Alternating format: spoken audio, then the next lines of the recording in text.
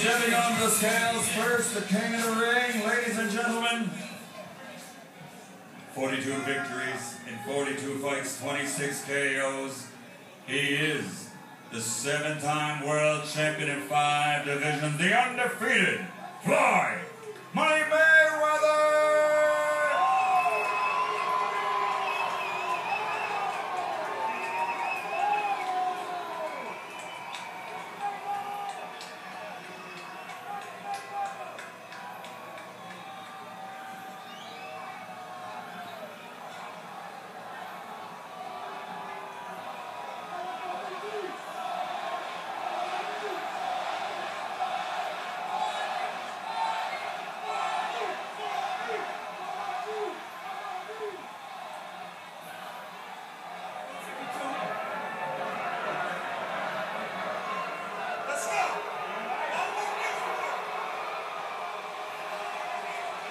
151 pounds, Money Mayweather. Next up onto the scales, 8 straight years a world champion, 16 successful world championship fights, 4-time world champion in 3 divisions from Caguas, Puerto Rico. Miguel Cotto.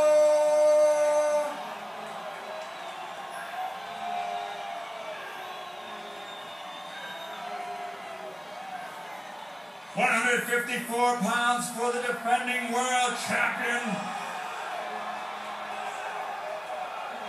Miguel Cotto.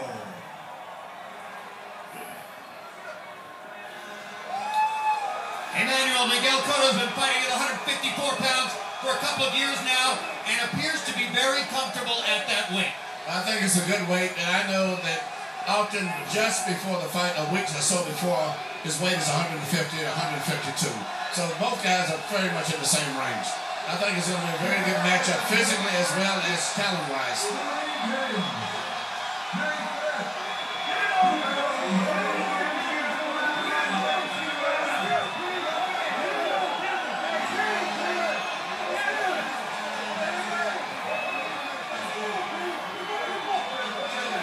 Expressionless as Mayweather grins at him during this stare down.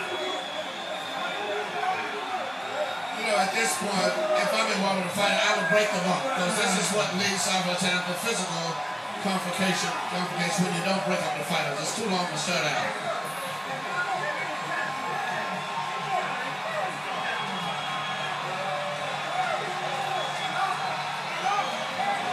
It takes maturity and self-control for both fighters to stand in and observe this moment of theatricality. Now they begin to trade. This is what happens after the game. Those long strategies.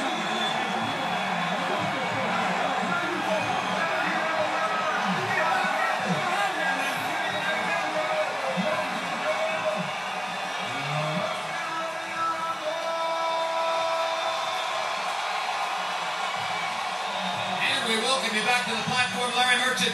Floyd Mayweather had his option of going up any space he wanted to be between 147, where normally he has been fighting, up to 154. He chooses 151. Probably gives him the quickness advantage we expected him to have anyway. You know, a lot of fighters, when they move up in weight, Jim, make the mistake of feeling they have to go up to the top weight and reducing their advantage in quickness.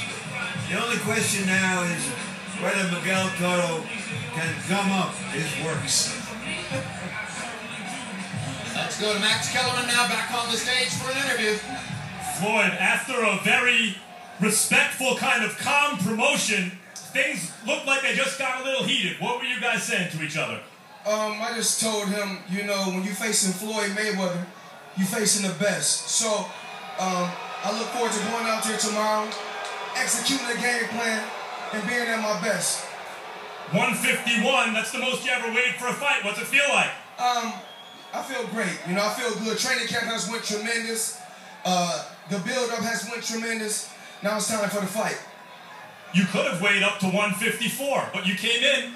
They used to do this in the old days, just fight where they're most comfortable. Why did you make that choice? I feel comfortable fighting at any weight. You know, Miguel Cotto has been around the sport for a long time. And, of course, he looked kind of dry to me. He looked drained. Me, myself, I'm comfortable. And wherever I feel comfortable at, that's where I'm fighting at. In recent fights, I guess since your hands have felt better, you've been walking guys down. What's the plan tomorrow night? The plan is just to take my time, execute the game plan from the beginning. You know, press the attack from the beginning and see what he got. Floyd, finally, this is for a weigh-in, a tremendous crowd. This didn't happen for the first half of your career. It's happened in recent years. Why? From the ground up. You know, hard work, dedication, prayers and belief in a good team. It's been a lot of hard work. You know, I took my time, made the right moves, and now I'm here where I'm at because I deserve to be here. And what's this feel like when you have a bigger crowd than most prize fights get to watch the weigh-in? I love it. I love it. I love it. Thanks, Floyd. Good luck. Thank you. Well, we've told you what a fabulous technician Floyd Mayweather has been in the ring. Here's one more numerical indicator from CompuBox. CompuBox has worked up a differential among active fighters called plus minus. At what percentage do you land your punches? At what percentage does the opponent land his punches? The difference becomes the plus minus differential. And you can see among active fighters, Floyd Mayweather's plus minus differential doubles that of the next best man on the list, Andre Ward. This is part of the difficulty of fighting Floyd Mayweather. You don't get to touch him nearly as much as you'd like. And now Max Kellerman on the stage with Miguel Cotto. Miguel, after a pretty respectful, calm build-up to this fight, things just got a little heated. Floyd said that he told you when you fight Floyd Mayweather, you're fighting the best. What did you tell him? He never faced nobody like Miguel Cotto. That's the reason he's undefeated. That's the reason tomorrow I'm going to be in charge of ending that. You used to be the most consistent, fearsome body puncher in boxing. What's your body plan tomorrow? I can go just for the body. I need to be on top of him in everything, and that's what's going to happen tomorrow. Floyd says that he is going to bring the fight to you, and you see him do that in recent years. What does that mean to you? No, I'm here for fight. If he want to run, I'm ready for that. If he want to face me, I'm ready for that. I'm ready for everything he can do to me. Miguel, what does this fight mean to you? What's at stake here in your career? No, I think this fight means a lot for me, but it's not just for me. It's for the whole Latin heritage in the whole world. Thanks, Miguel. Good luck. Jim? Back on the stage with Emmanuel Stewart and Larry Merchant. We mentioned that Floyd Mayweather has only fought in the 154-pound weight class once before in his career. It was 5 years ago tomorrow when he fought Oscar De La Hoya on Cinco de Mayo in 2007. Let's go back and take a look at what happened in Mayweather versus De La Hoya. Ultimately, a split decision for Mayweather. Larry, your observations on what took place in the fight? Well, as everyone knows, Oscar De La Hoya, with his outstanding jab, was able to neutralize and stay in the fight for the first 2/3 or 3/4. But late in the fight, either he got tired or Mayweather's right hands made him tired. And Mayweather won the late rounds and won a majority decision.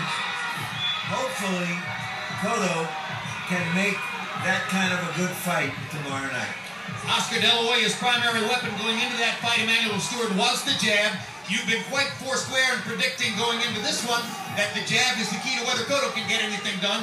Was that a mini preview 5 years ago of what might happen tomorrow night? Well, it could be, but Miguel Cotto's a different fighter than Oscar. And